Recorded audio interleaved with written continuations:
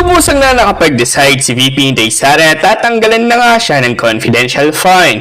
Voluntary withdrawal na nga ang nangyari kahit mga makakaliwa at mga tambalos-los lang naman ang pumipigil sa pagbigay ng pondo sa bise. Alam kasi nila na magagamit talaga ang pondo sa tama. Sana nga lang, ialat nilang ang pera ng taong bayan sa uniform personnel with their civilian assets para masiguro din ang seguridad ng bayan kontra sa mga kalaban ng gobyerno. Dapat ilaan sa tamang institusyon ng pera at hindi sa mga nagpapabundat sa kaban ng bayan. Gusto kong magbigay ng reaksyon sa mga statements ni Senator Pimentel tungkol sa posibilidad na maibabalik ang confidential funds ni VP Sara at ang posibilidad na ang senador ay magsampa ng kaso sa Supreme Court laban kay Pangulong Marcos Jr. Okay, pakinggan muna natin itong balita ng CNN bago ako magbigay ng reaksyon. Minority Leader Coco Pimentel admits there's no guarantee the confidential funds will be left untouched by the powerful BICAM. Still, Pimentel says he trusts Duterte to keep her word. Siyempre, assumption na natin na that the Vice President is not only a politician, elected public official, sensitive to the sentiments of the people, but is also a person of her word. Sinabi niya ng yung verb ko na yan, hindi ko na kayo secretly tatawagan at ipapabalik, di ba? Last year, the minority in the Senate blocked DepEd's confidential fund, but it was restored in BICAM. Pimentel says it's a different situation now. That would be one of the biggest disappointments and one of the biggest political stories of the year kung mangyari yan. Nagkaayos na, nag-disagree pa. Pimentel urges other civilian agencies to give up their confidential and intelligence funds as well. This includes the Office of the President, which Pimentel says shouldn't be given a 2.3 billion peso intelligence fund. The senator says he's ready to question this before the Supreme Court, along with other violations in the 2024 budget. Should the Supreme Court rule it's unconstitutional, the government will implement a reenacted budget or the spending plan from the previous year. Yung consequence should not prevent us from questioning, di ba? Kasi dapat i-question eh. Amor Santos, CNN Philippines. Okay, so ulitin ko ang ating VP Sara nag-decide na tatanggalan na siya ng lubusan ng confidential funds. But then, history, last year, ganun din. Confidential funds ni VP Sara sa DepEd, pagdating sa Senate deliberation, na block, hindi pinayagan. Nung nagkaroon ng bicameral conference, ibig sabihin, both houses, Congress and Senate na mga naibalik yung confidential funds. Kaya, yung sinasabi ni Senator Pimentel, baka this will be the biggest disappointments in political history. Kasi nagkaayos na. Diba? Wala nang problema. Baka sabay kaya cameral, baka doon babanat yung, di ba may reported na siyam na senador na gustong ibalik? O, ano sa tingin nyo? May ibabalik pa o dapat bang ibalik pa yung confidential funds? Ako, naniniwala ko na si VP Sara has a woman of honor. Yung words niya, paninindigan. Malaking epekto, negative effect kay VP Sara kung ibabalik pa ang kanyang confidential funds. Sa ngayon, napakaganda na yung epekto ng voluntary withdrawal niya na huwag na. So maraming humanga sa kanya. Dahil yung kanyang statement maganda na very divisive ang confidential funds na yan, ayokong magkawatak-watak ang bansa, kaya wag na lang. Let's focus on the more important work to be done. O, di ba? Ang ganda. Tapos ibabalik na naman sa, wala na yun. So, sana, aming mahal na Vice Presidente, kalimutan mo na yung confidential funds na yan. Baka may mag-udyok sa'yo na, sige na, tanggapin mo, sayang. Huwag kayong masayangan sa 500 million. Marami pang darating na pundo para sa iyo. Importante is gawin mo lang yung trabaho mo at you remain true to yourself. Okay? So, yun po. Punta tayo sa mas importante. Yung plano ni Senator Pimentel na magsasampa sila ng petition sa Supreme Court asking the court to declare unconstitutional yung intelligence fund ng Pangulo. 2.31 billion according to Senator Pimentel ang approved. So, kulang na lang ang bicameral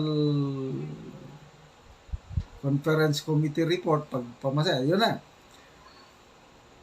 Okay. Bakit bawal? Bakit unconstitutional? Ito yung rason ni Pimentel and I agree with this good senator. By definition, ang intelligence fund is only for uniform personnel purposely to gather intelligence using human agents. So, ako, since pagpasok ko serbisyo sa Second Lieutenant, yan na, gumagamit na kami ng intelligence fund. Never na gumamit ako o kami ng confidential. Medyo higher level ang confidential, kaya okay lang. Ang Pangulo may 2.2 billion siya na confidential funds. Surveillance naman ito. Pagmanman, pag-ispya. So, okay na yan. No more problem yung confidential funds ng Presidente. Sige na lang. Kaya lang, si Senator Pimentel lang ang kumo-question na dapat lahat na intelligence fund ng mga civilian agencies tanggalin. Ang nararapat lang na magkaroon ng intelligence fund are uniform services, AP, PNP, Coast Guard, ano pa, yung basta uniform. That is according to law kasi ano naman, sino yung mga uniform personnel under the office of the President? Kami sa AP, under kami ng DND, separate budget kami. So, anong gagawin ni PBBM? Yung kanyang intelligence fund, siya mismo ang mag-gather na intelligence. Ay, nako. So, salamat po, Senator Pimentel. Hangang-hanga po ako sa inyo. Ituloy po ninyo, dumulog sa Supreme Court para magkaalaman. Constitutional ba o hindi? Sana hindi kasi sayang din 2.31 billion. Pwede bili na lang ng social services na lang kaya. O kaya idagdag sa livelihood ng mga mahirap. So in case na mag-rule ang Supreme Court in favor sa petitioner sina Senator Pimentel, anong mangyari sa budget? Itong approved 2024 budget, null and void, re-enacted budget ang mangyari, yung budget this year. So, very exciting po ang political development sa ating bansa. At sana nga magbunga. Another, inintay natin, baka anytime, kailan ba yun? Last month, nag-file si na Senator Pimentel ng petition sa Supreme Court asking the court to declare Maharlika Investment Corporation or Investment Fund unconstitutional.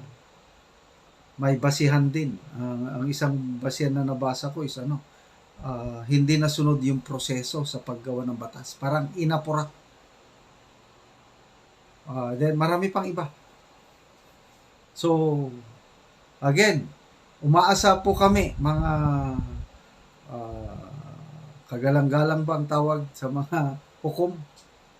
Yeah, honorable justices, please rule according to what is right. Sana unconstitutional yung Maharlika yan para matapos na yung kahibangan ng presidenteng ito. Pasikat yan eh. Magkakaroon ka ng sovereign fund na hindi naman tayo mayaman. Umuutang na tayo eh. Tapos mag-sovereign fund ka pa.